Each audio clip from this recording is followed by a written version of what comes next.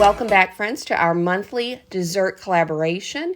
It's the last Monday of each month, and it is being hosted by Ingrid at the Cooking Chronicles with Ingrid. She's a sweet friend here on YouTube, so please be sure to go check her channel out, along with the playlist I will leave down below of all my YouTube friends making some delicious holiday desserts for you to make for your family. This one's an easy one, and I'm going to be making seafoam candy. So you need 1.5 cups of granulated sugar.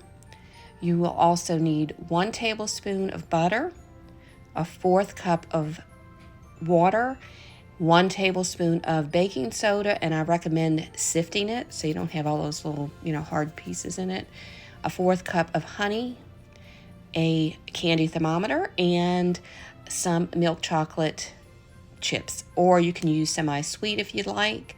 So, choose which one you would prefer. And I'm going to go ahead and show you how easy this one is to put together. The first thing you want to do is take a pan and butter it, but I'm using an 8x8 inch pan because I want it to be a thick candy, so about 1 inch. And I think if you do a sheet pan, it would only be about 1/4 of an inch. And if you do a 9x13 inch pan, then that's going to be about 1/2 an inch, the candy will be. So I'm just going to take that butter and make sure I get the bottom very well and the sides. I do not want this to stick in here at all. So just make sure you butter whatever you're using very well. And I always use a Ziploc bag to, do that, so it's a little bit easier and not as messy. But take a large pot, so at least a 6-quart pot, add your sugar, your water, and your honey. And this goes very, very quickly. So you want to mix that together before you start to, turn your stove on. So I like to kind of have all the ingredients mixed in. You're going to bring this to a boil. And as I said, it goes fast, so you do have to keep an eye on it. And as I stir that and get it all incorporated, once it becomes boiling, you want this to go to 300 degrees.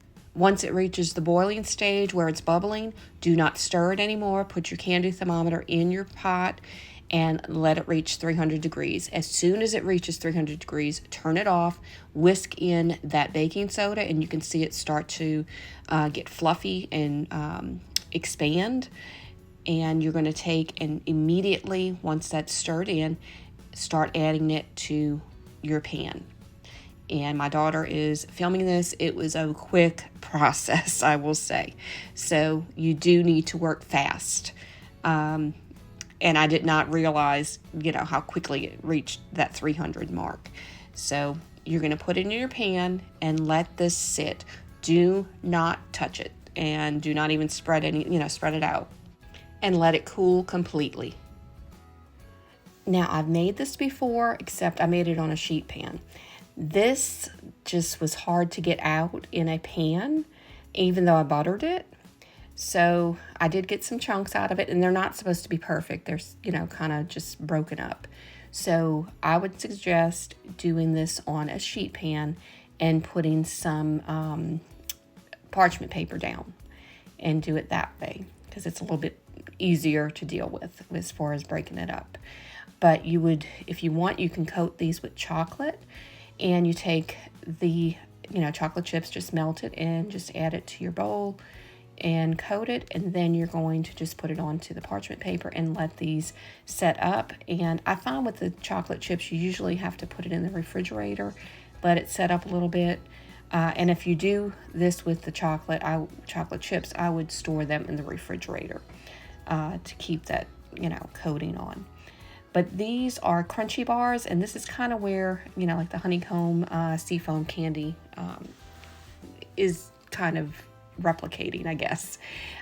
These are from England, and my mother-in-law was British, so she used to bring these back every time when she would come. She lived in the States, but when she'd go and visit, she'd come back with these, and you can see the honeycomb in there.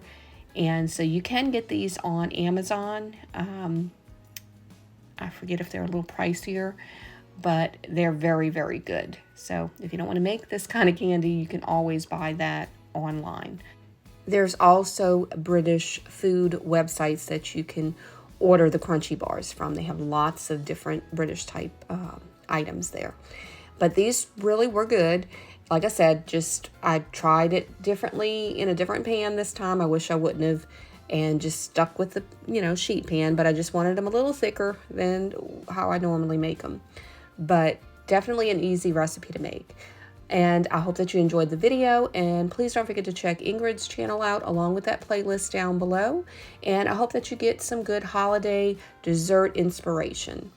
I hope everyone has a blessed day and a great week. God bless y'all.